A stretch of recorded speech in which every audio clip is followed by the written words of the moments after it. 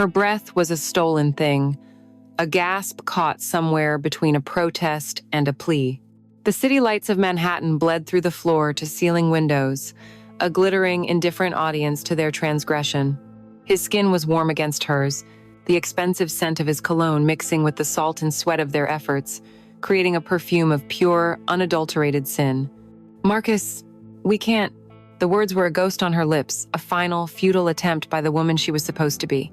But that woman was fading, dissolving in the heat that radiated from his touch, in the low rumble of his voice against her ear. He shifted his weight, a deliberate, possessive movement that stole the air from her lungs. "Shh, Clara," he murmured, his voice a silken command. "Don't think. Just feel this. This is what you deserve. Everything you see, everything you feel." His hand slid from the small of her back, tangling in her hair, tilting her head to meet his gaze. In his eyes, she didn't see the father of her fiancé. She saw a reflection of her own buried hunger, a hunger she had denied for so long. The last thread of her resistance snapped. The weak protest died in her throat, replaced by a low moan of surrender that was both a defeat and a victory. It was wrong. Every part of her screamed that it was wrong, but the pleasure was a tidal wave, pulling her under, drowning out the voice of reason until there was nothing left but the rhythm of their bodies and the silent, shimmering city below. Afterward, in the deafening quiet, she lay tangled in the Egyptian cotton sheets, feeling their impossible softness against her skin. The war raged inside her then, a silent, vicious battle between guilt and a terrifying, soaring exhilaration. The man beside her, whose steady breathing was the only sound in the vast, opulent room, was Marcus, a titan of industry, a king in his glass castle, and Marcus was the father of Leo, her Leo. The sweet, gentle musician who thought she was at a late-night work meeting, the man whose simple, hopeful engagement ring felt like a brand of fire on her finger. She stared at the skyline, a tapestry of power and ambition woven from steel and light. It was the world she had always craved from a distance, a world she had only ever been able to glimpse through windows like this one. Marcus hadn't just offered her a job, she realized. He had offered her a key to this kingdom, and tonight, trembling in his bed, with the taste of him still on her lips, she understood that she had just used it to lock the door on her old life forever. The city below didn't sleep, and tonight, neither would she. Guilt and exhilaration were cruel bedfellows, and she was trapped between them both, in a bed that was not her own, in a future she had just begun to steal. It had all begun 6 months before that night in his bed, not with a touch, but with a number on a calculator. The number was a deep, angry red, a negative balance that stared up at her from the worn laminate of their kitchen table in Brooklyn. Outside, a gentle rain whispered against the window pane, blurring the streetlights into soft, hazy watercolors. Inside, the apartment was filled with the scent of old books, brewing coffee, and Leo. He sat on their lumpy, secondhand sofa, a guitar resting in his lap, his brow furrowed in concentration as he coaxed a melody from the strings. Their home was a cocoon of love, its walls decorated with his sketches and her art prints, every corner filled with a memory. But Clara felt the threads of that cocoon beginning to fray, worn thin by the constant, grinding friction of financial worry. The bill in her hand was for the electricity, past due. Next to it was a warning letter from their landlord. She loved this man, this beautiful, dreamy man, with a fierceness that sometimes scared her. She loved the way his eyes lit up when a new song came to him, the way he would pull her from her chair and waltz her around the tiny living room to a tune only he could hear. But love, she was learning with a slow, sinking dread, did not pay the bills. "Everything okay over there, my love?" Leo's voice was soft, pulling her from the spreadsheet of their failures. He looked up, his smile gentle and untroubled. She forced a smile back, folding the letter in half. "Just the usual, juggling." He nodded, his attention already drifting back to the fretboard. "We'll manage. We always do. Maybe I'll write a hit song about the nobility of being broke. A romantic tragedy." He meant it to be charming, a way to soothe her, but the words landed like tiny stones in her stomach. Nobility. There was no nobility in the quiet panic that seized her in the middle of the night, no romance in choosing which bill to ignore for another month. She wanted more. It was a shameful, secret thing to admit, even to herself. It felt like a betrayal of him. of the pure, simple love he offered. But the wanting was a living thing inside her, a persistent, gnawing hunger for stability, for recognition, for a life where she wasn't constantly holding her breath, waiting for the next thing to break. That evening was their monthly dinner at Marcus's. It was a ritual Clara both dreaded and, to her shame, anticipated. The dread came from the feeling of being an imposter in a world of effortless wealth. The anticipation was for the view, for the brief, intoxicating taste of a life she coveted. She stood before the small mirror in their bedroom, adjusting the simple black sheath dress she'd saved for 2 months to buy. It was the most expensive thing she owned, her armor for these occasions. Leo came up behind her, wrapping his arms around her waist, burying his face in her neck. "You look incredible," he whispered. "You'll be the most beautiful thing in that sterile museum of a home." He called it a museum, a sterile place, because he felt no connection to it. But Clara, the art analyst, knew the pieces on Marcus's walls were worth more than their entire apartment building. They weren't just decorations, they were assets, symbols of a power so vast she could barely comprehend it. The elevator opened directly into the penthouse, and as always, the transition was jarring. One moment, they were in a gilded cage rising 50 stories above the city. The next, they were standing in a space that felt more like a modern art gallery than a home. The floors were polished white marble, the furniture was sleek and minimalist, and one entire wall was a sheet of glass, displaying the glittering panorama of the city as if it were the main exhibit. Marcus was standing by that window, a glass of dark liquor in his hand. He was a man carved from granite and ambition. Dressed in a perfectly tailored gray suit, he exuded an aura of absolute control. He greeted Leo with a firm handshake and a clap on the shoulder that was both fatherly and dismissive. Then, he turned to Clara. His eyes, a sharp, intelligent blue, lingered on her for a moment longer than necessary. "Clara," he said, his voice a low, smooth baritone, "you look stunning." It wasn't the way Leo said it, full of love-struck warmth. It was an appraisal, a statement of fact. At dinner, the table was a vast expanse of dark wood, set with gleaming silverware and crystal glasses. The conversation, as usual, orbited around Marcus.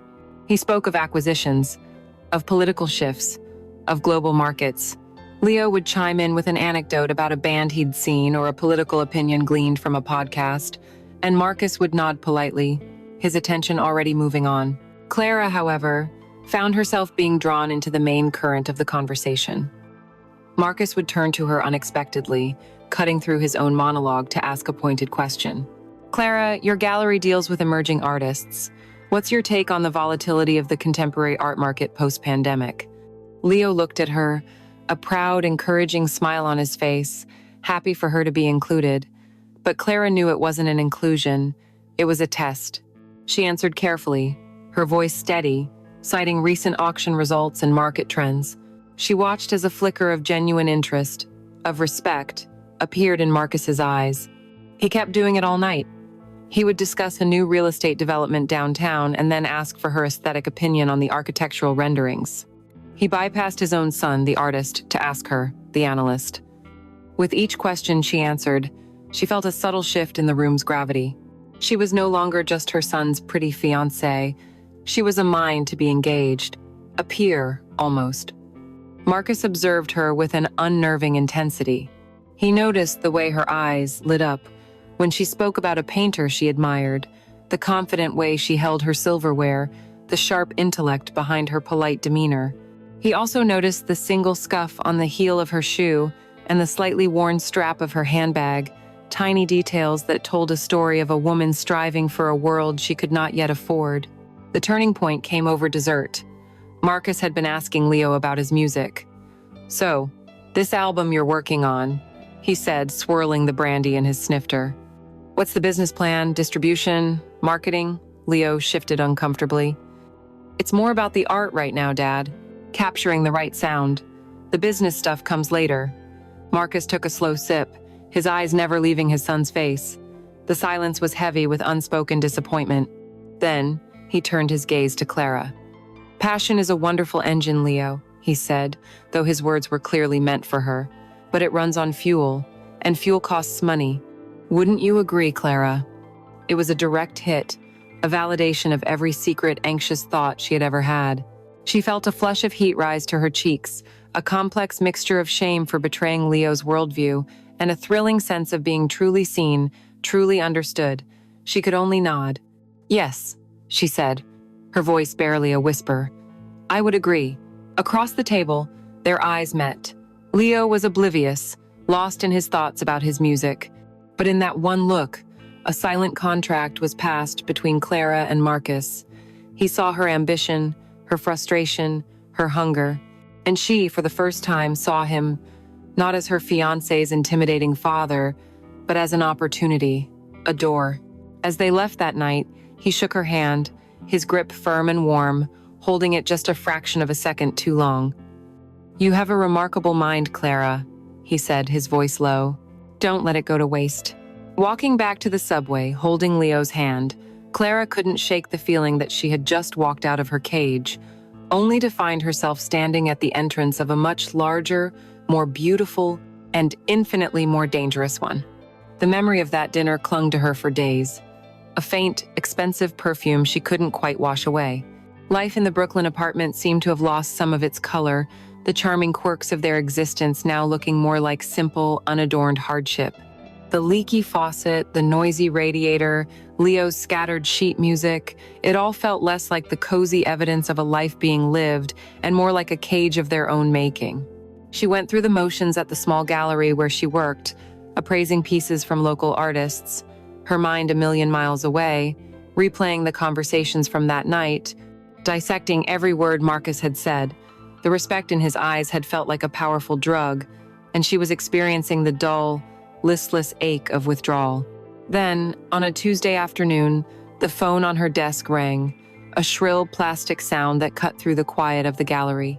She expected it to be a client, or perhaps a delivery service, but the voice on the other end was a low, familiar baritone that made the fine hairs on her arms stand on end. "Clara, it's Marcus." He didn't say Marcus, Leo's father. He didn't need to. His voice carried its own authority. He was direct, his tone clipped and professional. He said he had been impressed by her insights and wanted to discuss a potential project. A brief meeting, he called it. Lunch, the following day. He named a restaurant in Midtown, a place she had only ever read about in magazines. Her heart began a frantic, panic drumming against her ribs. It was a mixture of sheer terror and unadulterated, thrilling excitement. "Yes," she heard herself say, her voice sounding surprisingly calm and steady. That would be fine. When she told Leo that evening, she was careful to frame it as a curiosity, a professional courtesy. "It's probably nothing," she said, stirring a pot of pasta on their tiny stove. "He likely just wants some free advice on a piece he's buying." Leo, ever the optimist, saw it differently. "That's great, honey. It shows he respects you. Just be yourself. You'll charm the pants off him." The phrase hung in the air, innocently spoken, yet it sent a sudden guilty heat flushing up her neck. The restaurant was a world of hushed tones, dark wood, and the subtle clinking of heavy silverware. Men and women in impeccably tailored suits spoke in low, confident voices, their words weaving the invisible architecture of power and money that held the city together. Clara felt her own carefully chosen blazer was a flimsy imitation, a costume. Marcus was already there, seated in a plush leather booth, a glass of sparkling water before him. He stood as she approached, his movements fluid and assured. He didn't look at her the way he had at the dinner table. Today, his eyes were sharp, analytical, the eyes of a businessman sizing up a potential asset.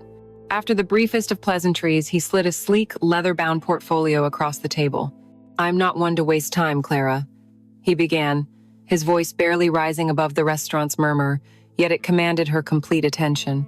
"My company is completing its new global headquarters on Park Avenue, 100 stories of glass and steel. A monument, but a monument without a soul is just a building. I need it to have a soul, and that soul will be its art." He opened the portfolio. Inside were architectural renderings of a lobby that soared into the heavens, of vast executive suites, of private dining rooms with panoramic views. "I need a curator," he continued. "Not some out-of-touch academic from a museum.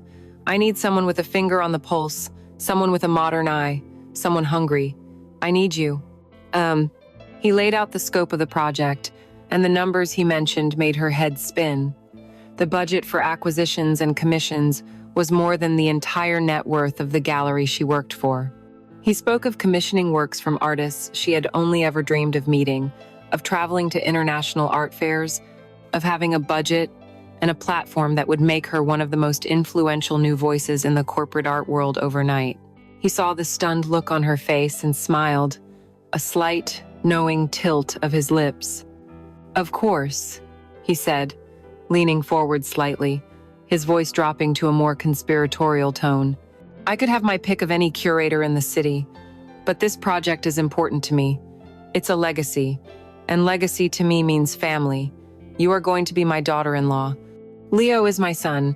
Having you at the helm ensures this is handled with a level of personal commitment and trust that I can't buy from a stranger." The genius of his pitch settled upon her with a suffocating weight. He was an expert strategist, and he had just cornered her. He wasn't just offering her a job, he was presenting it as a family duty, a way to help him while helping herself. It was a gift, wrapped in an obligation. Then, he slid a single, crisp sheet of paper from the portfolio. It was a contract. At the bottom was a number, a salary. It was 5 times what she currently earned.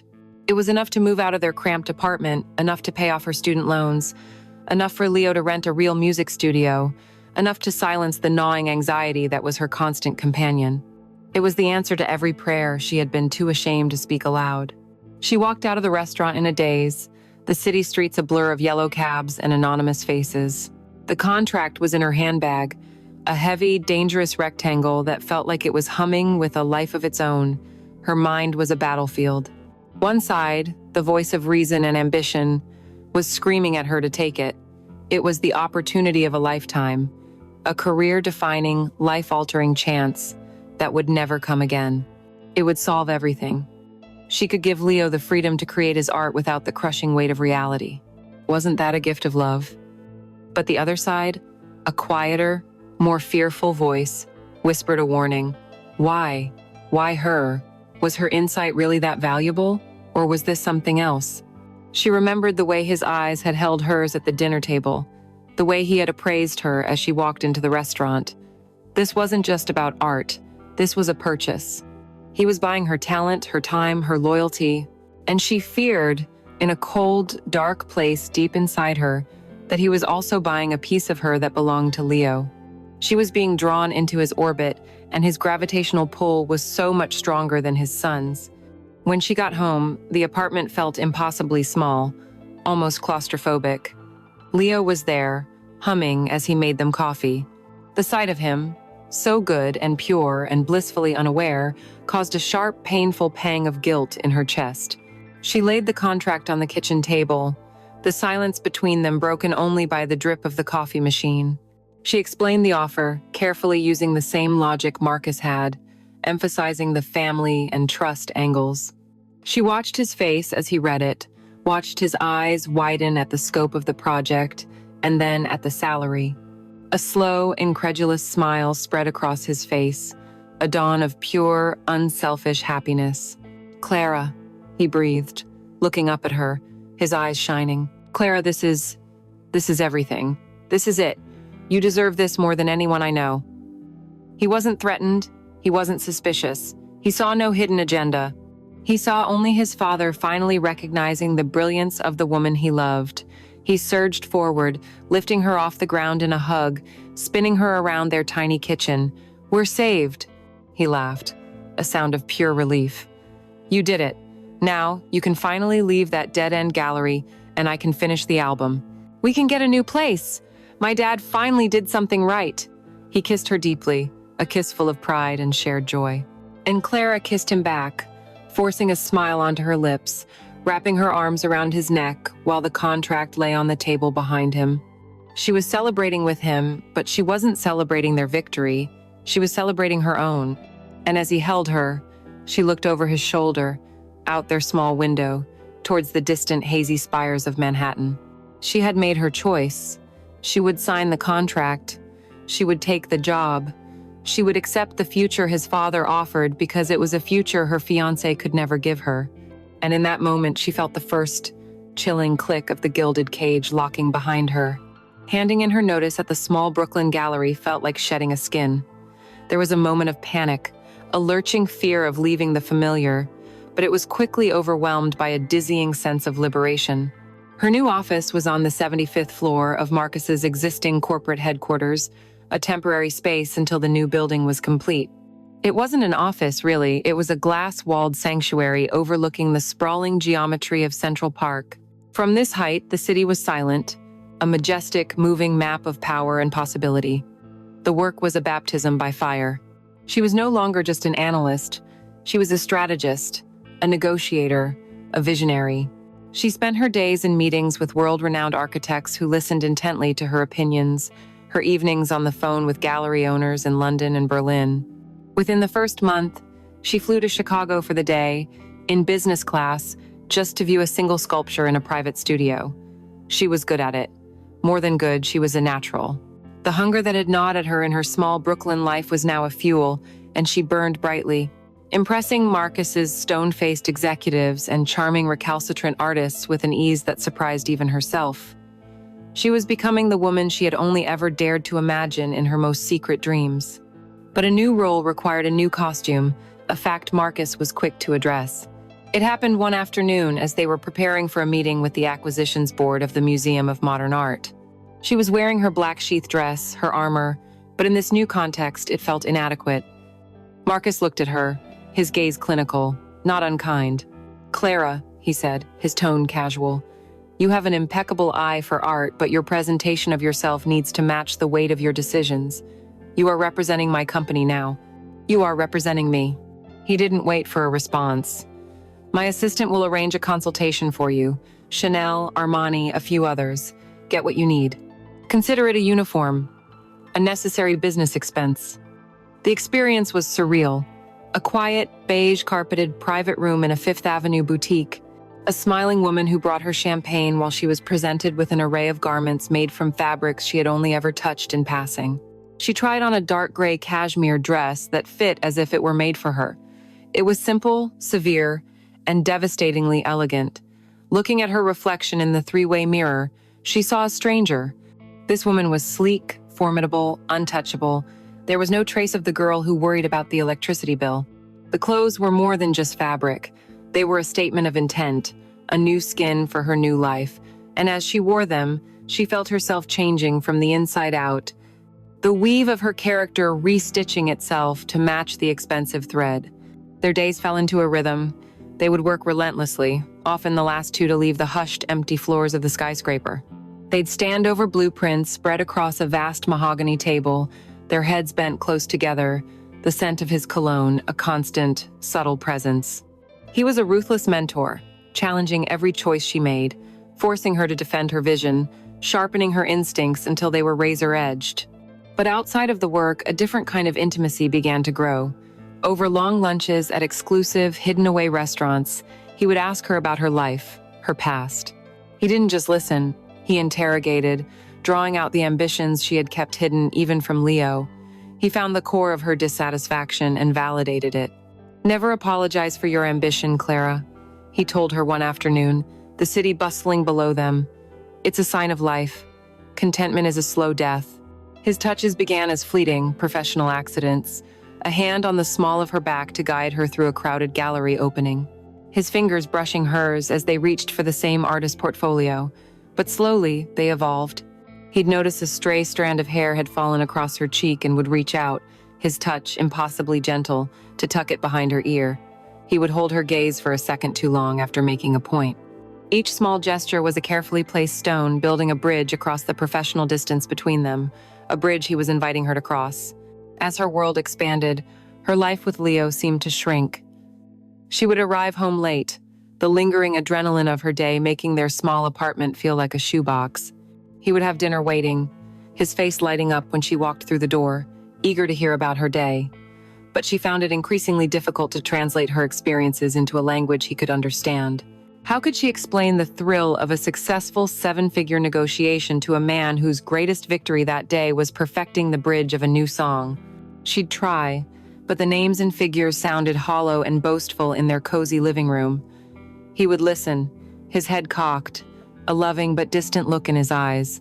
He was proud of her, but he was also a stranger to this new person she was becoming. The new clothes were a silent source of tension. "Wow," he said one evening, looking at her in a new silk blouse. "You look expensive, like one of them." He smiled as he said it, but there was a wounded look in his eyes, a flicker of mourning for the simpler girl he had fallen in love with. In return, she began to feel a terrible, rising impatience. His gentle nature, once a balm to her soul, now felt like a lack of fight. His contentment with their small life felt like a failure of imagination. She was on a rocket ship, and he was happy to stay on the ground. The guilt of these thoughts was a constant, bitter taste in her mouth. The emotional affair was consummated on a rainy Thursday night. They had just secured a commitment from a highly sought-after artist, a major coup for the project. They were alone in his vast corner office, the storm lashing against the windows, 50 stories up. Marcus poured them both a measure of amber-colored scotch from a heavy crystal decanter. They touched glasses, the quiet clink echoing in the room. He looked at her, his professional mask dissolving for the first time. "You were brilliant today, Clara," he said, his voice softer than she had ever heard it. He took a sip of his drink, his eyes thoughtful. "It's a fire, a drive to build, to win. I have it. I always have." He paused, swirling the liquid in his glass. "I always hoped I would see it in Leo. He has his mother's kind heart, her soul for music, but not the fire." He looked up and met her gaze directly. "But I see it in you, the same fire that I have." It was a devastatingly intimate confession, a masterstroke of psychological seduction. In one breath, he had anointed her his equal, his spiritual heir, while subtly framing his own son as a gentle disappointment. He created a secret alliance between them, a place where only they could understand each other. He moved from behind his desk, stopping in front of her. The space between them was electric. "You wear this world well," he said, his voice a low whisper. "It was always meant for you. You just needed someone to open the door." His gaze was heavy, unwavering, and it dropped, for just a moment, to her lips. She didn't move, didn't breathe. The line had been crossed. There was no longer an employer and an employee. There was only a man and a woman, and a universe of unspoken promises hanging in the air between them. The unspoken thing between them became a constant low-grade hum in the background of her new life. In meetings, a shared glance across the boardroom table held more meaning than the entire conversation. Late at night, an email from him about the project would feel as intimate as a handwritten letter. He hadn't touched her again, not since that moment in his office, but the memory of his hand on her cheek, the intensity in his eyes, was a brand. She was living in a state of suspended animation, waiting for a fall she knew was coming, and the anticipation was a strange, terrifying kind of pleasure. This new high-frequency existence left little energy for her old life. At home, she moved through the rooms of the apartment like a ghost. She would be physically present, sitting on the sofa next to Leo, but her mind was miles away, her fingers typing a rapid-fire response to Marcus on her phone. Leo felt it, of course. He was gentle and patient, but she could see the growing hurt in his eyes. He saw her transforming into a polished, high-gloss version of herself, a woman who spoke a language of contracts and acquisitions that he didn't understand. He felt the space between them widening into a chasm. In a desperate, loving attempt to reclaim what they were losing, he planned a special night. It was an anniversary of sorts, 4 years since their first date. He didn't book a table at some fancy restaurant she could now easily afford. He tried to rewind the clock. When she came home one Friday, late as usual, the scent of garlic and basil filled the apartment. He had made the same pasta dish he'd cooked for her on their second date. On the table, a candle flickered in an old wine bottle. His smile was hopeful, boyish. "Surprise," he said. "And for part 2, I got us tickets. The Blue Note, just like that first night. Remember?" He was trying to remind her of the woman she used to be, the woman who would have been thrilled by this simple, heartfelt gesture, but that woman was gone. Clara looked at the pasta, at the flickering candle, at his hopeful face, and all she felt was a wave of profound exhaustion. The thought of shouting over a jazz band in a cramped, smoky club felt like a punishment, a regression. "Oh, Leo," she said, her voice flatter than she intended. "That's so sweet of you, but I'm completely drained. We had a marathon session with the architects today, and I have to be on a video call with a gallery in Zurich at 6 in the morning. I just can't. I'm sorry. The light in his eyes dimmed. It wasn't just disappointment. It was the look of a man realizing he had dialed a number that was no longer in service. That was the spark.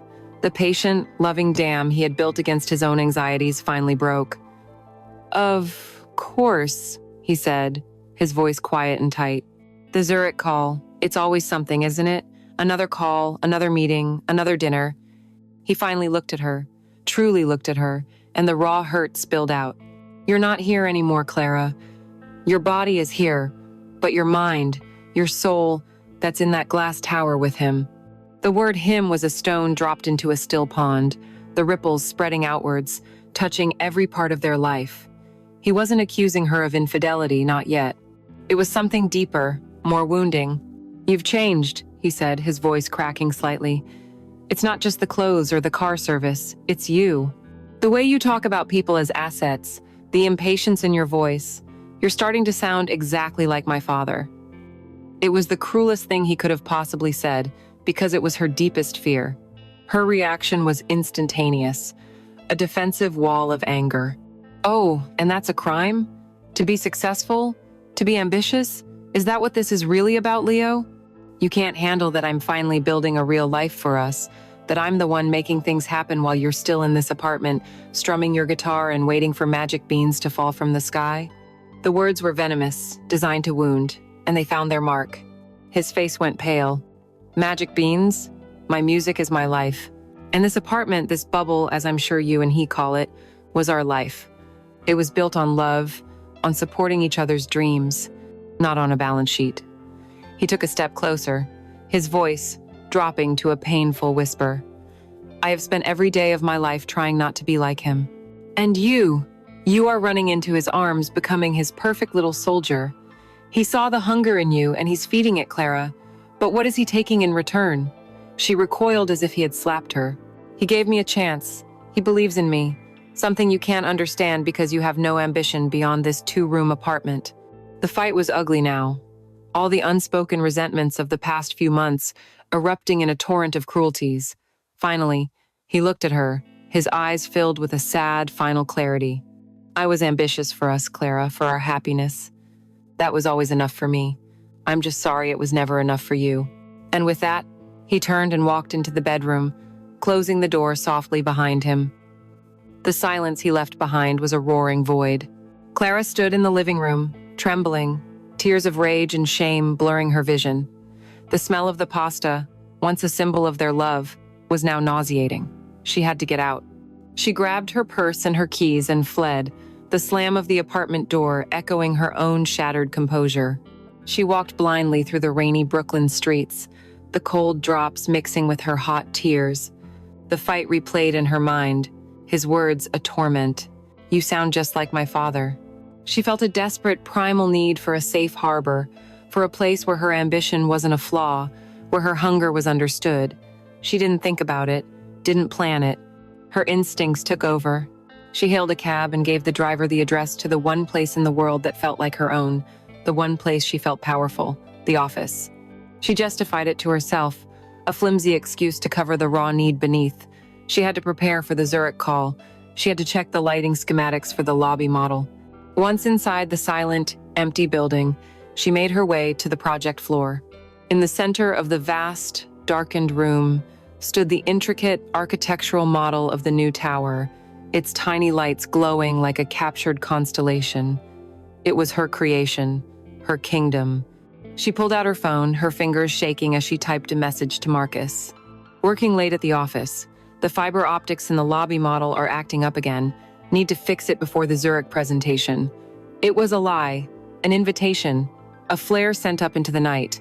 Less than 20 minutes later, she heard the soft chime of the private elevator. Marcus emerged, still in his suit, his tie slightly loosened.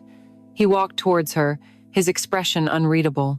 He glanced at the perfectly lit model, then at her.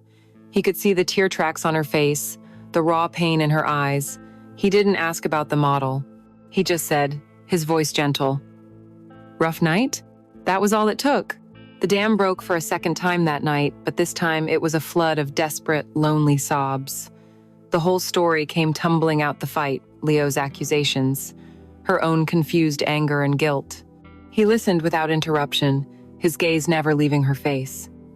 When she was finished, her words choked off by exhaustion, he didn't criticize Leo. He did something far more insidious, far more comforting. "He's a good man, Clara," he said softly. "He has a good heart, but he doesn't live in this world. He can't possibly understand the pressures you're facing, the strength it takes to do what you do." He took a step closer and placed a hand on her shoulder, a gesture of pure comfort, but it sent a jolt of electricity through her. She leaned into his touch, a moth drawn to a flame. He pulled her into a firm, steady embrace, and she buried her face in the expensive fabric of his suit, breathing in the scent of power and control. He held her, simply held her, letting her cry. After a long moment, he smoothed her hair back from her forehead, his thumb tracing the line of her cheekbone. "He said I sound like you," she whispered, the confession muffled against his chest. He pulled back just enough to look down at her, his eyes dark and intense in the dim light. "Perhaps," he murmured, his voice a gravelly whisper that vibrated through her. "That is the highest compliment he could pay you." And he held her there, in the heart of their shared kingdom, a silent, unmovable refuge from the life she had just set on fire. He held her for a long time, a silent, unmoving anchor in her storm. The embrace was chaste, comforting, yet it was the most intimate she had felt with anyone in months. When he finally pulled away, his hands rested on her shoulders, his gaze steady and serious. "You're in no state to drive," he said, his voice calm and reasonable. "And you can't go back to that apartment tonight. Nothing is solved by throwing gasoline on a fire. You both need space, time to let the temperature cool." She knew he was right. The thought of facing Leo, of sleeping in their shared bed with the chasm of their fight lying between them, was unbearable. She felt hollowed out, too exhausted to even think, let alone argue. She just nodded, a numb, compliant gesture. "Come," he said, his tone gentle but firm, leaving no room for debate. "You can stay at my place. It's quiet. You can collect your thoughts. There are guest suites. No one will bother you." The offer was presented as a practical solution, a gentleman's kindness, but they both knew it was something more.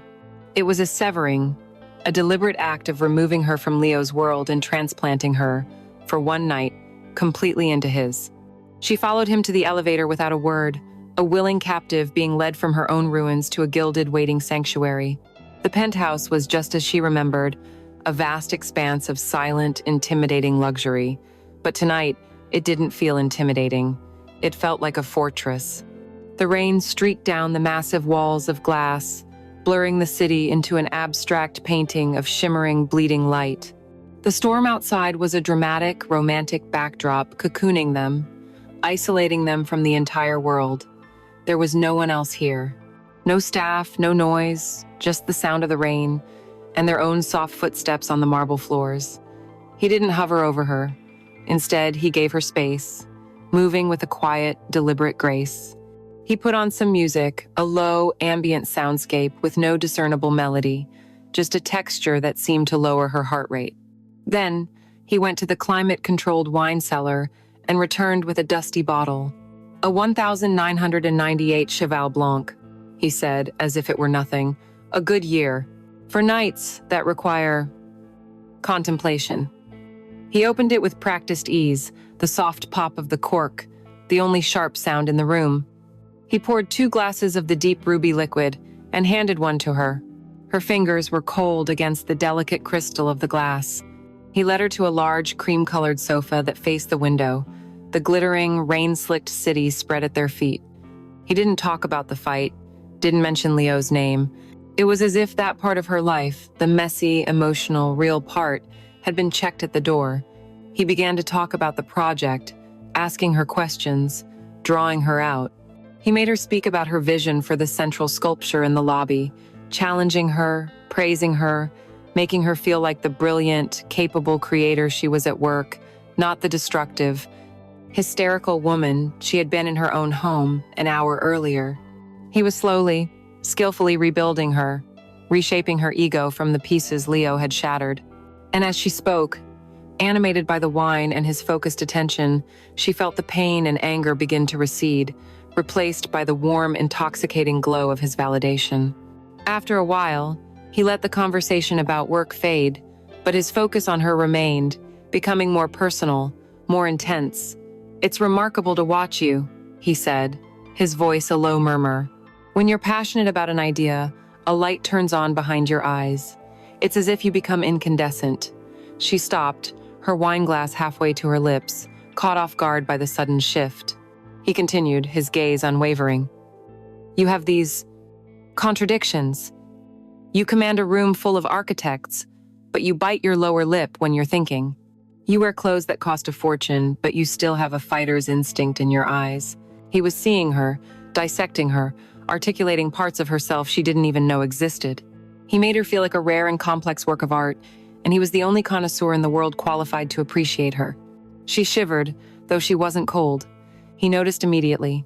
He rose and retrieved a thick, impossibly soft cashmere throw from a nearby chair and came back, draping it carefully around her shoulders. As he did, his fingers were allowed to brush against the nape of her neck, a slow, deliberate touch that sent a wildfire racing down her spine. The air crackled.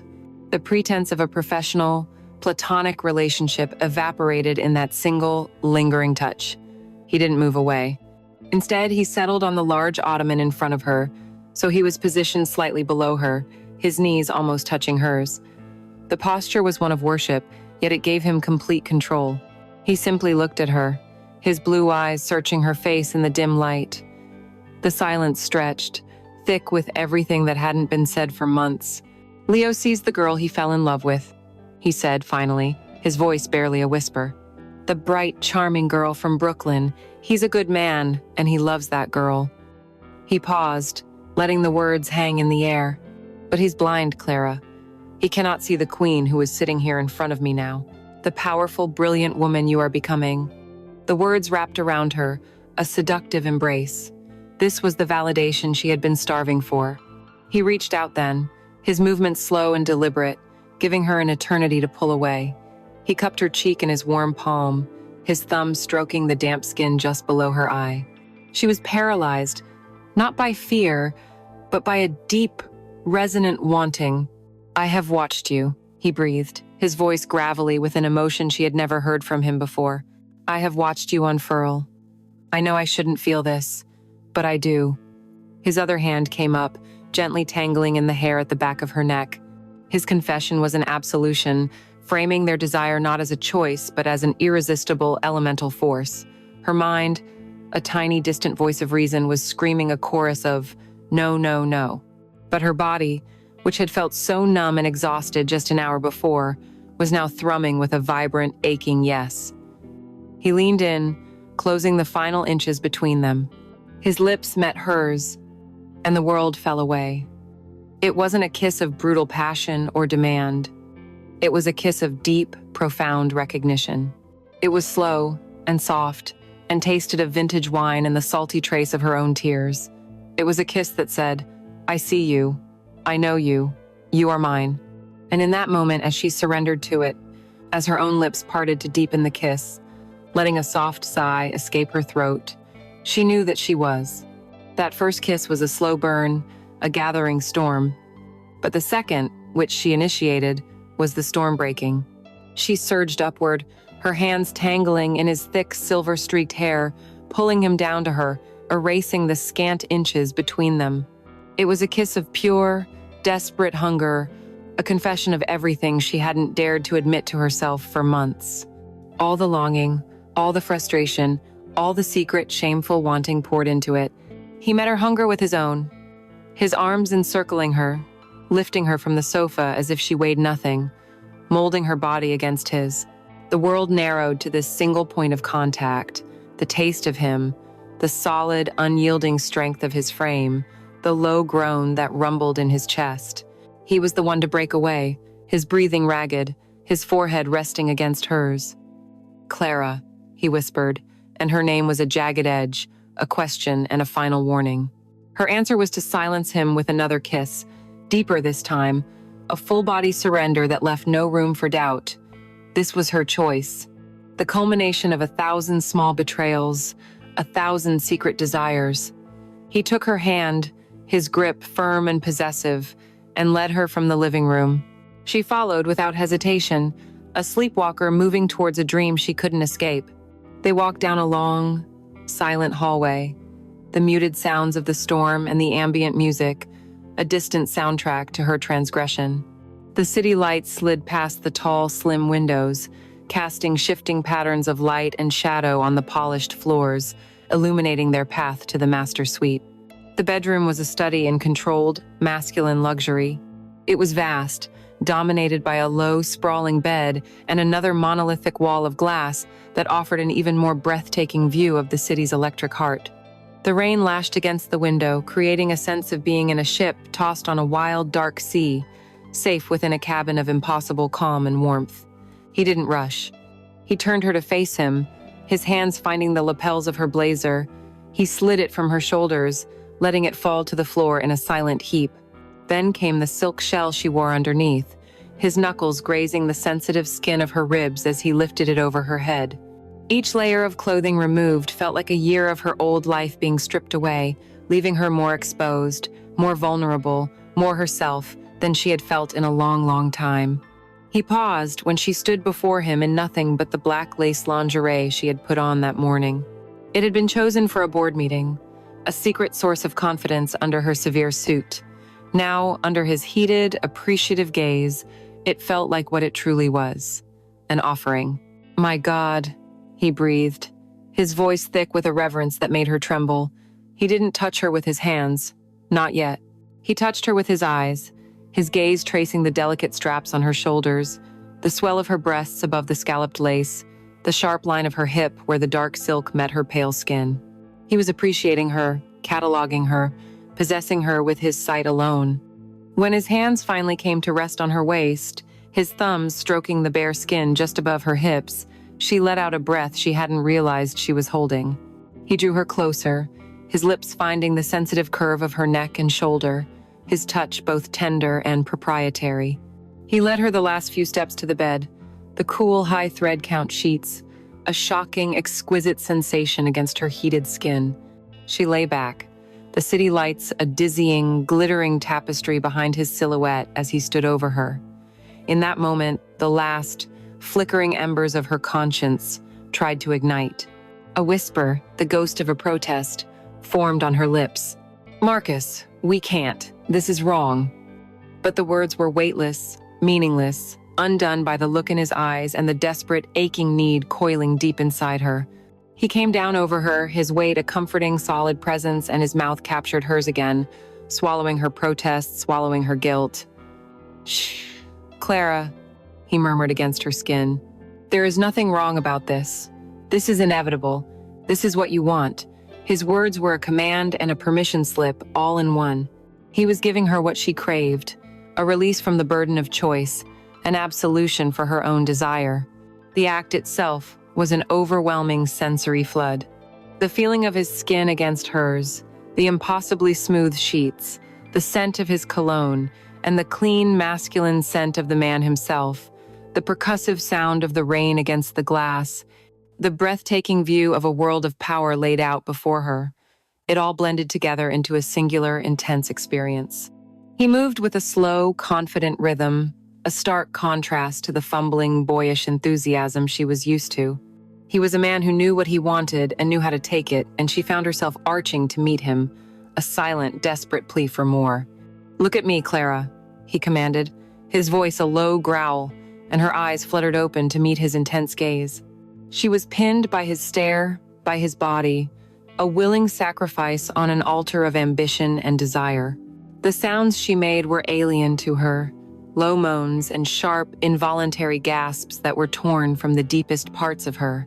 It was a release of everything, of the constant worry about money, of the frustration with Leo's gentle passivity, of the suffocating smallness of her old life. Every thrust was a punctuation mark on the end of that chapter, every gasp a welcome to the new one. The climax, when it came, was a violent, shattering wave, a whiteout of sensation that erased thought, erased guilt, erased everything but the blinding, selfish, incandescent pleasure of the moment.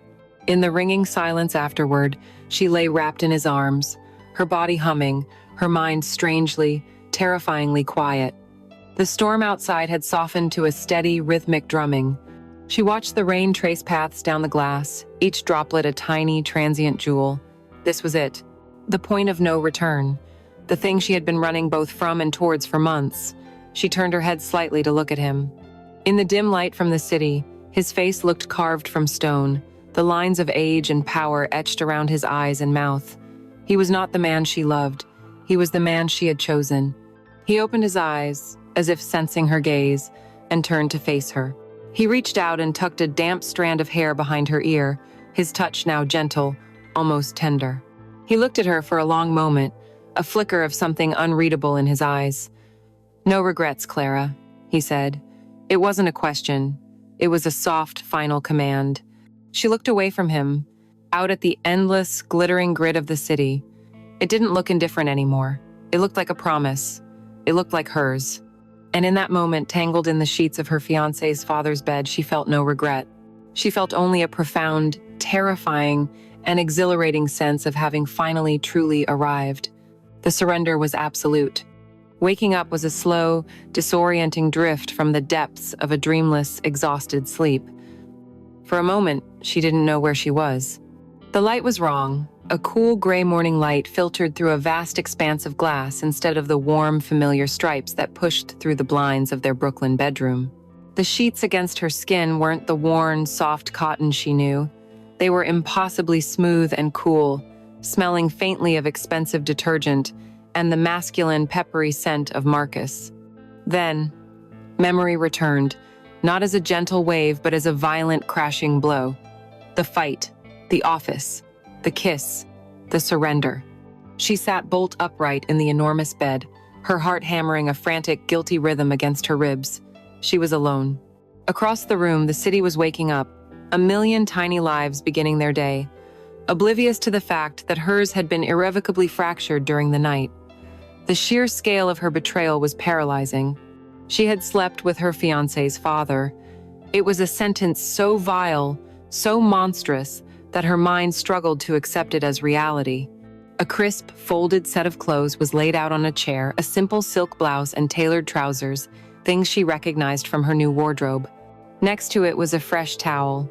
The gesture was thoughtful but also chillingly impersonal. It was the kind of service one would expect at a luxury hotel. She showered in a bathroom the size of her entire living room, the hot water a merciless stream that failed to wash away the feeling of his touch on her skin. When she emerged, he was in the main living area, dressed for the day in a sharp, dark suit, reading a tablet and drinking coffee. He looked up as she entered, and his expression was not that of a lover. It was the calm, controlled face of a CEO. There was no trace of the passion from the night before. "Good morning," he said, his tone even. "There's coffee. I had my driver pick up your things from the office. The car will be ready to take you wherever you need to go." He was already moving on, compartmentalizing. He was teaching her, through his own example, how this new game was to be played. As she gathered her purse, ready to flee, he looked up from his tablet again. "Go to work, Clara. Focus on the Zurich presentation. We'll speak later." It was a clear instruction. Build a wall around what happened. Lock it away. The world continues, and so must you. The ride in the silent, temperature-controlled black car was a journey between parallel universes. As the car crossed the bridge from Manhattan to Brooklyn, she felt a profound sense of dislocation, a spy returning from enemy territory armed with a secret that could destroy everything. She couldn't face Leo. Not yet. She had the driver take her straight to the office, her sanctuary of glass and steel. Her phone buzzed, and his name flashed on the screen. Her breath caught in her throat. She let it go to voicemail. A minute later, a text appeared. "Clara, I'm so sorry about last night. I was a complete jerk. Please just tell me you're okay. I love you."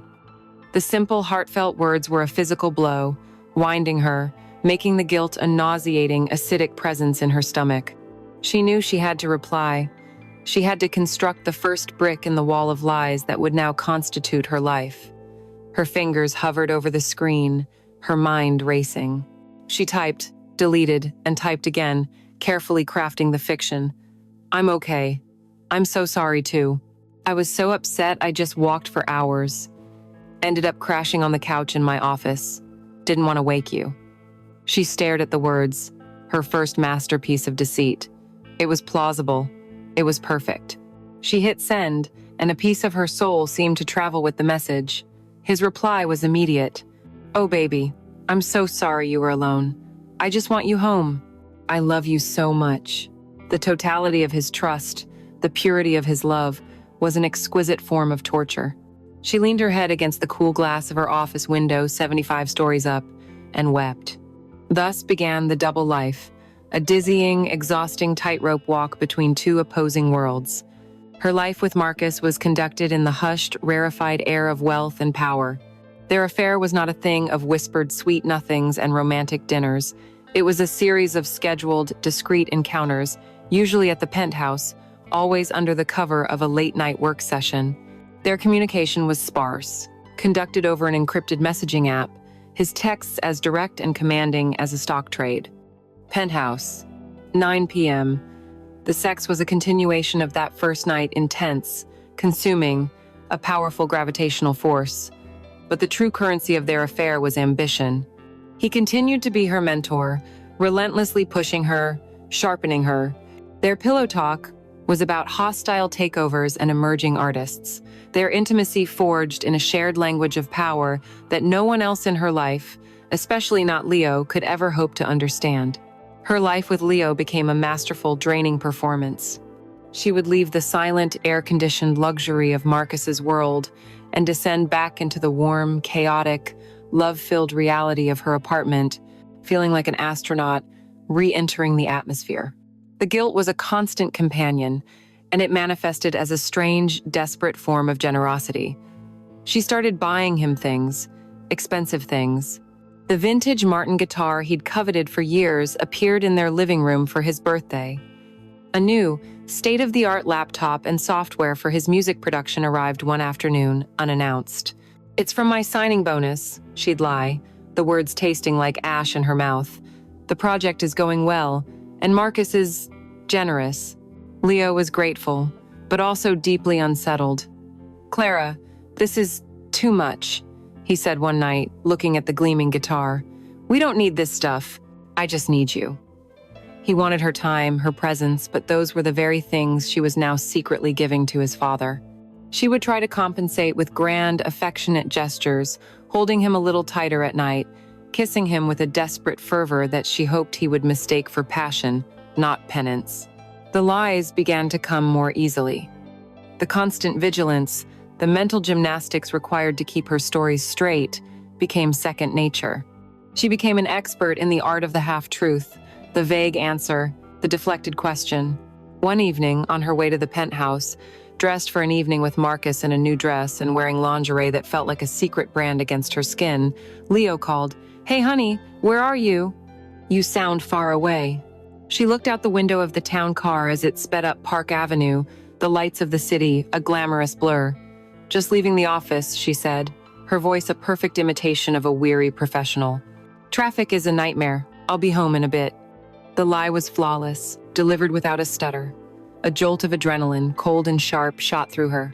The guilt was still there, a dull ache in her chest, but it was accompanied by a new, darker feeling, a thrill. There was a terrifying power in this deception, a dizzying freedom in being the sole architect of her own reality.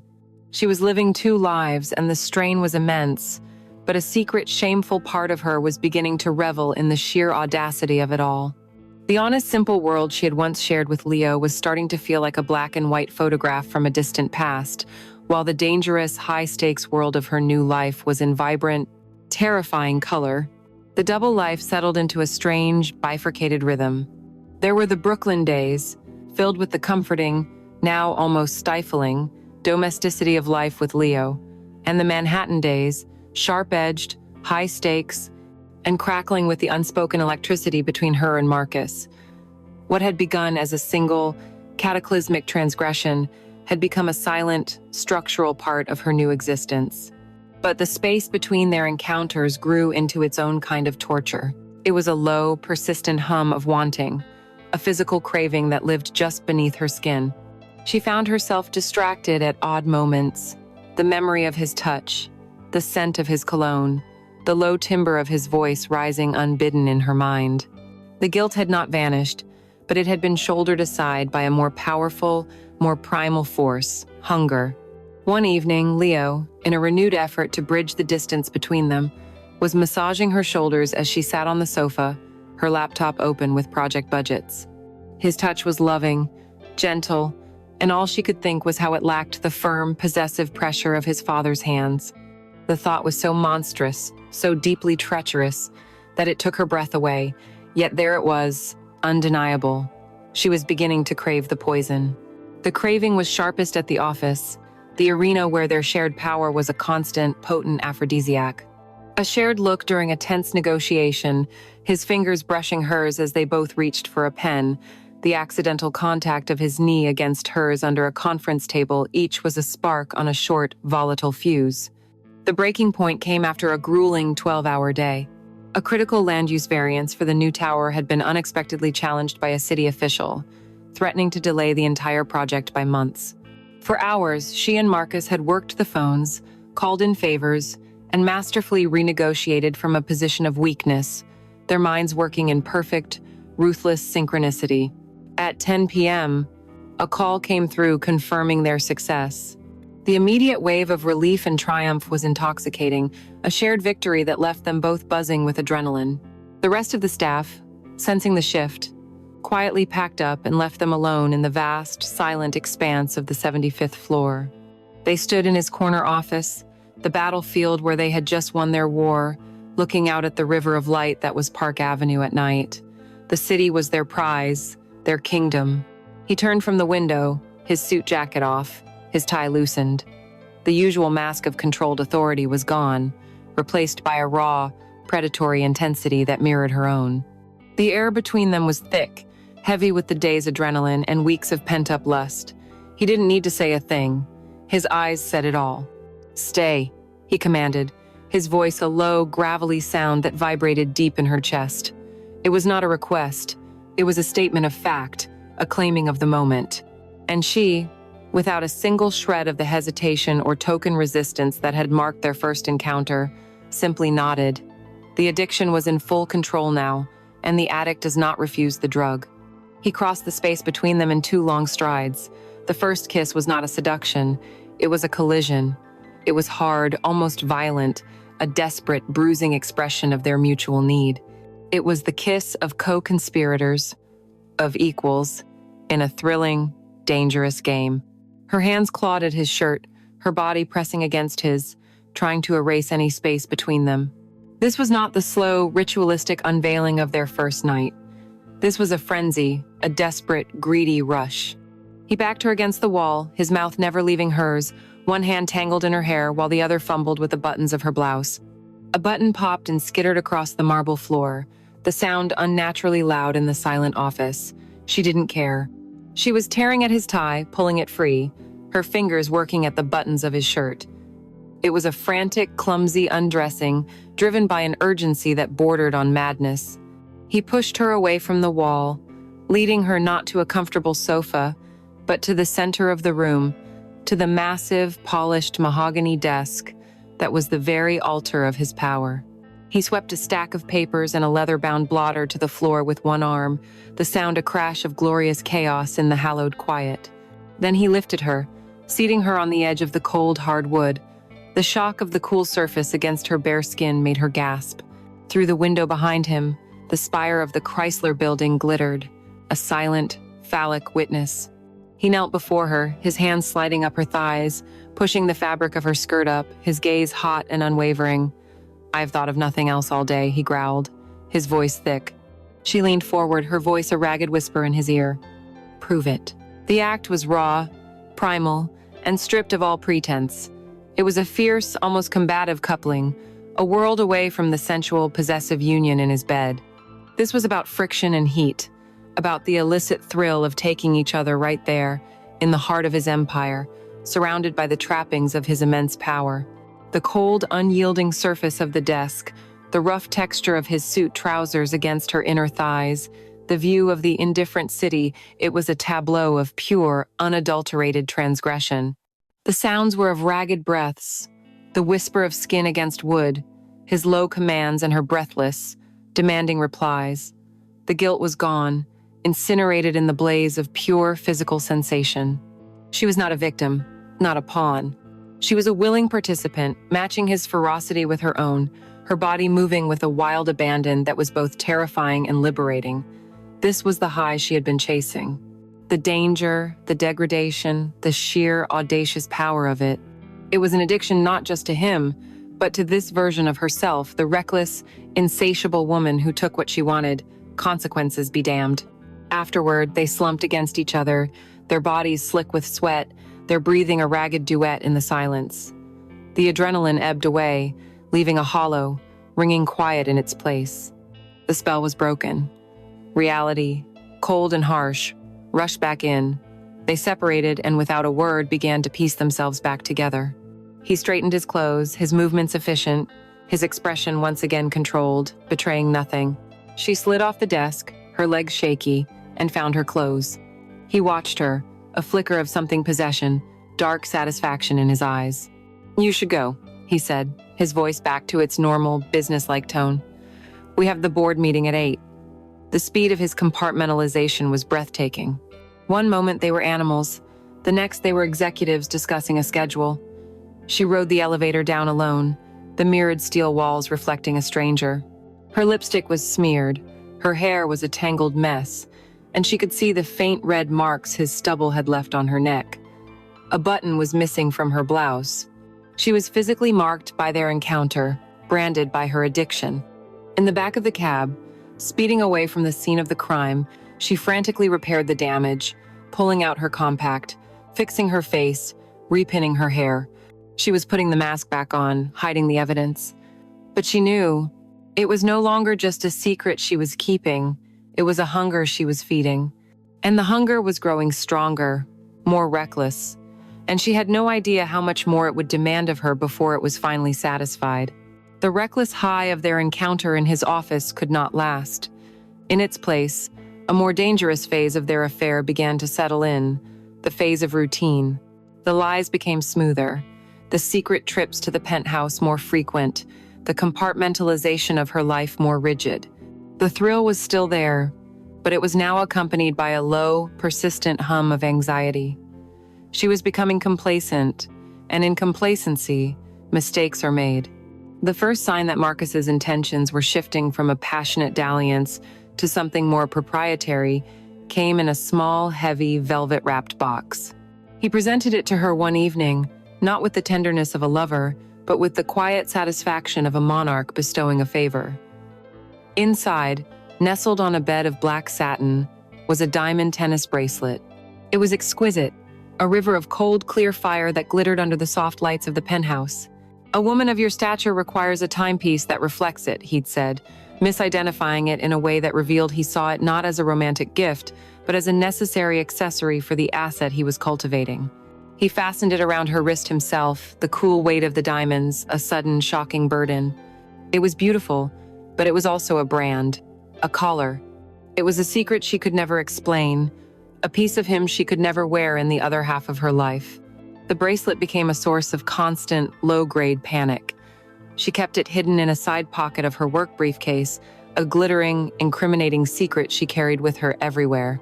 The fear of its discovery made her careless. One Tuesday night, after a particularly draining day, followed by an intense, physically demanding meeting with Marcus, she arrived back at the Brooklyn apartment long after midnight. Leo was already asleep. Exhausted to her bones, her mind a foggy landscape of spreadsheets and tangled limbs, she unpacked her briefcase on the kitchen counter, letting her disciplined routine slip for the first time. She put her laptop on its charger, stacked her files, and somehow, in her fatigue-addled state, the small velvet box was left behind, partially obscured by a bound report. She fell into bed and into a deep, dreamless sleep, oblivious to the time bomb she had just left ticking in the heart of her home. Leo, however, was not asleep. He was lying in the dark, staring at the ceiling, listening to the sound of her quiet, even breathing, a sound that had once been the ultimate comfort but was now a source of deep, lonely suspicion. He rose for a glass of water, his feet silent on the worn wooden floor, and in the dim glow of the streetlight filtering through the kitchen window, he saw it. A small, dark, perfect square of velvet on their cluttered countertop. The confrontation, when it came, was terrifyingly quiet. He didn't wake her, didn't storm or yell. The next morning, he was a ghost in their apartment, his silence more damning than any accusation.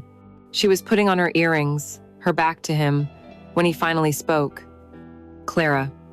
His voice was hollow, devoid of all its usual warmth.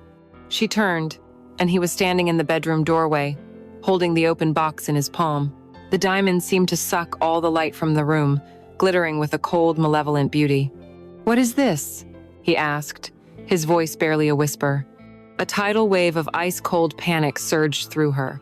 Her mind went completely blank, then raced, scrambling for a plausible fiction. Every second of silence was an admission of guilt. "Oh, that," she said, forcing a casual, dismissive laugh that sounded brittle and false even to her own ears. "It's ridiculous, isn't it?" She walked towards him, not touching him, but gesturing at the bracelet. "It's a corporate gift. After we won the variance appeal, Marcus gave them to all the senior project leads. It's supposed to be a bonus. It's honestly a little tacky. I was planning on seeing if I could return it." She watched his face, praying he would swallow the lie, praying he would choose to believe her. For a moment, she thought he might. He wanted to. The deep, agonizing conflict was visible in his eyes, but he knew his father. "A corporate gift?" he repeated slowly, his gaze dropping to the exquisite craftsmanship of the bracelet. "In a box from Cartier? Clara, this isn't a corporate gift. This is something a man gives to a woman He couldn't bring himself to say the word. His voice broke, thick with a pain that was far worse than anger. "My father doesn't do anything for free. He doesn't give gifts. He makes investments." "What is he investing in, Clara?" She had no answer. She could only stare at him, her heart hammering, her carefully constructed world crumbling around her. The argument ended there, unresolved, leaving a wound in the air between them, septic and festering. He didn't believe her, and now he was watching. The fear followed her to work, a cold, constant companion. The thrill was gone, replaced entirely by the grinding anxiety of impending discovery. She was in her office a few days later, going over a report with Marcus. He was standing behind her chair, one hand resting possessively on her shoulder, his voice a low murmur in her ear. He was becoming more brazen, more careless, with his displays of ownership within the confines of their work. Suddenly, the intercom on her desk buzzed. It was the receptionist from the main lobby, her voice crisp and professional. "Miss Hayes, your fiancé Leo is here in the lobby. He says he's hoping to surprise you for lunch." The blood drained from Clara's face. Marcus was in her office. His hand was on her shoulder. The panic was so absolute, so suffocating, that for a second she couldn't breathe. She shot up from her chair, dislodging his hand, her eyes wide with terror. "You have to leave," she hissed, her voice a strangled whisper. "Now, go out the service entrance, now." Marcus looked not scared, but furious, his jaw tightened. This was an unwelcome intrusion into his domain, a challenge to his control. He gave her a single, cold, angry look before turning on his heel and disappearing through a private door that connected to his own suite. Clara was left trembling, her mind a screaming siren.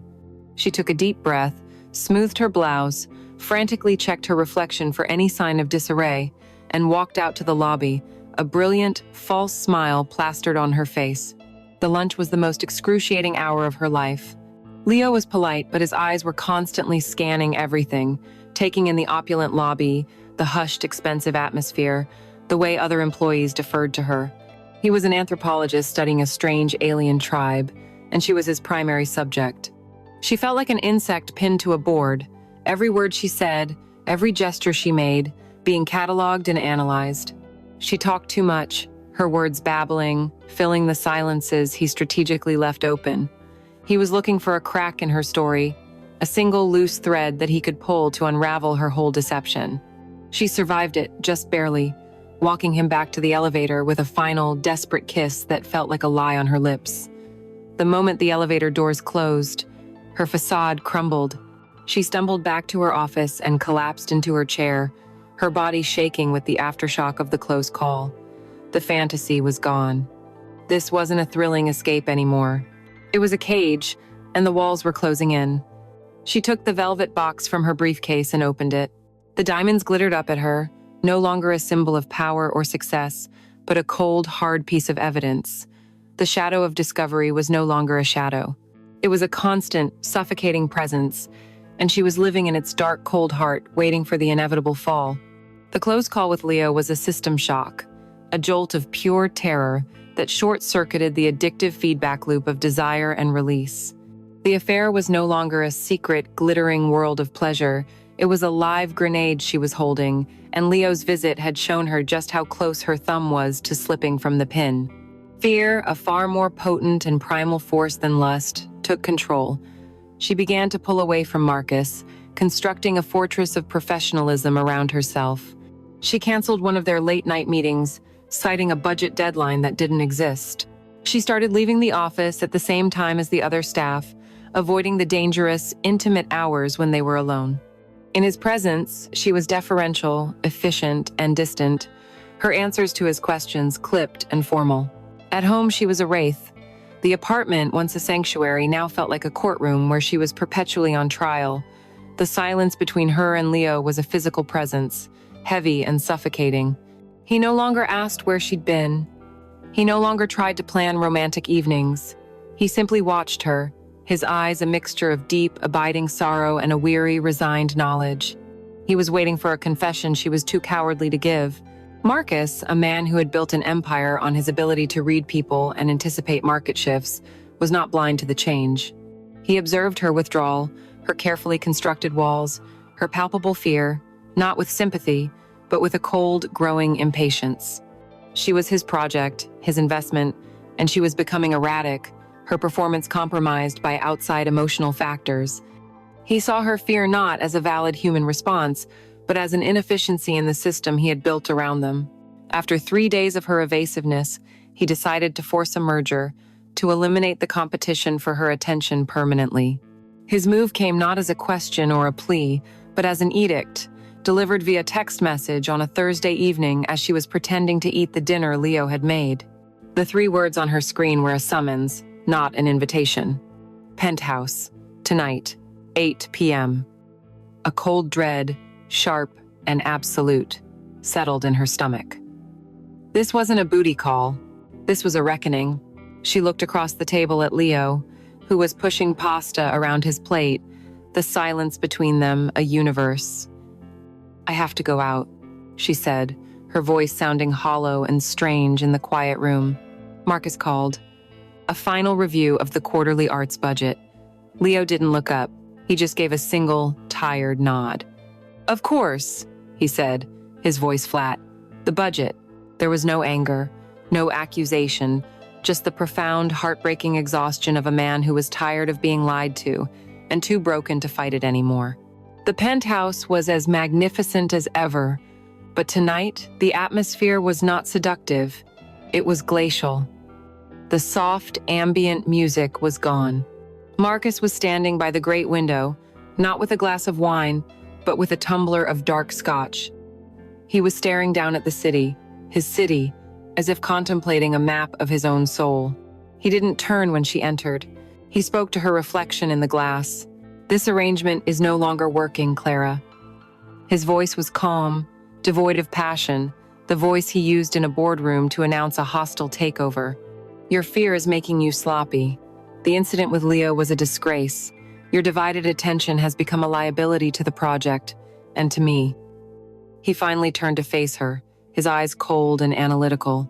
"I'm not a man who skulks in the shadows. I am not interested in being your sordid little secret, a temporary thrill you indulge in before running back to your life of noble compromises. I do not share my assets." He took a slow sip of his scotch, letting the brutal, commercial term hang in the air between them. Then, he walked to the marble coffee table and set his glass down. "So, you have a choice to make, a final one." He began to paint a picture of her future, laying out 2 distinct paths with the detached precision of an estate planner. "You can choose him," he said, his tone dripping with a faint, dismissive contempt. You can go back to that cramped apartment in Brooklyn. You can devote your life to his art, to his dreams, becoming the practical, supportive woman behind the sensitive, unsuccessful man. You can pretend that the last few months never happened, and you can watch that fire I saw in you, that incredible, brilliant fire, slowly suffocate under the wet blanket of his contentment. You will be a good wife, and you will be profoundly, soul-crushingly miserable for the rest of your life, haunted by the ghost of the woman you could have become. He paused, letting the bleakness of that vision settle upon her. Then, his voice shifted, becoming stronger, filled with the resonance of power. Or, he said, gesturing with one hand to the glittering city beyond the window, you can choose this. You can choose reality. Leave him. End the lies, the pathetic charade. Stand beside me, openly, publicly. I will give you more than a job. I will give you a life of substance. Your name will be on foundation boards, museum wings. You will have a seat at every important table in this city. I am offering you the world you have been fighting for your entire life, the world you deserve. He made it terrifyingly clear. This was not a choice between him and Leo. It was a choice between two versions of Clara. The dutiful, loving, and ultimately stifled girl from Brooklyn, or the powerful, ambitious, and formidable woman he had spent the last few months carefully, ruthlessly crafting. He reached into his pocket and placed the Cartier bracelet on the polished marble table. It glittered under the recessed lights, a perfect, beautiful manacle. This is one life, he said, tapping the diamonds with his finger. A life of consequence. The other is a life of quiet desperation. The choice has always been yours, Clara, but the time for indecision is over. She stood before him, speechless, stripped bare by the brutal honesty of his proposition. All the self-deception, all the romantic notions of a passionate, irresistible affair were burned away, revealing the raw transaction that had always been at its core. He wasn't offering her a future built on love. He was offering her a merger, a hostile takeover of her life. He saw the turmoil, the paralysis on her face. He was too smart to demand a verbal answer in that moment. That would be too crude. He picked up his drink and walked towards the hallway leading to his private study. I'm not a patient man, he said, his back to her. But I will give you 24 hours. I won't call you. I won't text you. Your actions will be your answer. Either you end things with him and begin your real life, or you will find your office cleared out by noon tomorrow. Decide what you truly are, Clara. And then he was gone, leaving her utterly alone in the vast, silent penthouse. She stood frozen, her gaze fixed on the glittering bracelet on the table, the city lights spread out before her like a sea of fallen stars. The two futures he had described hung in the air, two terrifying, shimmering possibilities. She was on the edge of a cliff, and the ground was crumbling beneath her feet. Marcus was gone, but his ultimatum remained, a physical presence in the silent, cavernous penthouse. It hung in the air, sucking the oxygen from the room. Clara didn't leave right away. She was paralyzed, not by indecision, but by the terrifying, brutal clarity of her situation. For months, she had lived in the gray fog of self-deception, telling herself this was a passionate affair, a complicated but temporary escape. Now, the fog had been burned away, revealing the stark transactional bones of her choices. She wandered through the vast space, her footsteps echoing on the marble. She ran a hand along the cool, smooth leather of the sofa where he had first kissed her. It felt less like a memory of passion and more like the scene of a meticulously planned corporate takeover. Her gaze fell on the Cartier bracelet, glittering on the coffee table. She picked it up. It was heavier than she expected and cold, so cold against her warm palm. It was a perfect, beautiful thing, a perfect, beautiful cage. She walked to the window, the city lights spread before her like a spilled box of jewels, the same view from the night she had first surrendered. She looked at her reflection in the glass, a woman in an expensive suit, her face pale, her eyes wide with a terror that was indistinguishable from ambition. She didn't recognize this woman, yet she knew, with a certainty that chilled her to the bone, that she had spent her entire life becoming her. The long ride back to Brooklyn was a descent, both literally and figuratively. The black town car, A silent, leather-lined cocoon of Marcus's world sped through the glowing canyons of Manhattan and over the bridge, back to the world she had betrayed. With every block, the opulent, geometric certainty of his world gave way to the messy, complicated, human reality of hers. The brownstones, the corner bodegas, the familiar, beloved grid of her neighborhood, it all looked like a foreign country now, a life belonging to someone else. She had the driver stop a block from her apartment, unable to bear the thought of this vessel of her new life pulling up to the door of her old one. She stepped out into the cool night air and walked the final stretch alone, the cold weight of the bracelet in her handbag, a constant, heavy reminder of the verdict she was about to deliver. The apartment was quiet. A single lamp was on in the living room, casting long shadows. On the kitchen table, the 2 plates of pasta from their non-dinner sat cold and congealed, a sad, pathetic monument to a love that had died of neglect. Leo was not on the sofa.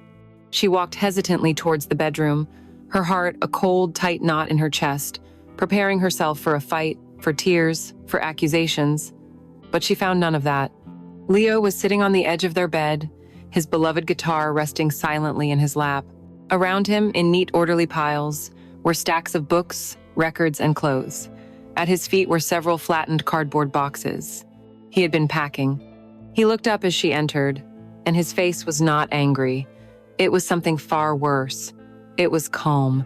A deep, sorrowful, and utterly final calm. All the hurt and confusion had been burned away, leaving behind the sad, quiet ash of acceptance. "Leo?" she whispered, the sound fragile in the heavy silence. "What are you doing?" He looked at her, his eyes holding hers for a long, steady moment. He wasn't looking at a stranger, he was looking at a ghost, the ghost of the woman he had loved. "I think the choice was made a long time ago, Clara," he said, his voice soft, devoid of accusation. "And I was just too in love, I guess, to see it clearly." He gestured with his head to the boxes, to the life he was methodically dismantling. "I can't compete with him." "With that," he said, nodding vaguely in the direction of the distant, glittering island of Manhattan. "And the thing is, I don't want to. That's not a race I ever wanted to run." He finally looked down at his hands, at the guitar he wasn't playing. "He can give you the world you think you want. I could only ever give you my own small one." He stood up, placing the guitar carefully in its case. He wasn't leaving her. He was releasing her. He was saving himself. "I hope you find what you're looking for up there," he said, his voice gentle, a final, devastating act of love. "I really do." He walked past her, out of the bedroom, leaving her alone with the wreckage. She sank onto the edge of the bed, the space where he had just been sitting still warm. The choice, the great, terrible ultimatum Marcus had given her, had been rendered moot. It had been taken from her. Her life with Leo was not a thing she had to bravely end. It was a thing that had already died, and she was merely the last one to acknowledge the corpse. She looked down at her left hand, at the simple, modest engagement ring he had given her on a rainy afternoon in Prospect Park. Its weight felt immense, a tiny star that had collapsed into a black hole. Her other hand went to her handbag, her fingers closing around the cold, sharp-edged perfection of the diamond bracelet. She held both worlds in her hands, the past and the future, love and power, a man who saw her heart and a man who saw her fire. Marcus had told her to decide what she truly was. But the decision had been made in 1,000 small moments, in every lie she told, every secret she kept, every time she chose the thrill of ambition over the comfort of love. This wasn't a choice. It was a sentencing. And she had just been delivered to her new life. She sat there for a long time, in the ruins of the old one, the silence of the apartment a roaring in her ears, a queen on a broken throne, waiting for her kingdom to claim her.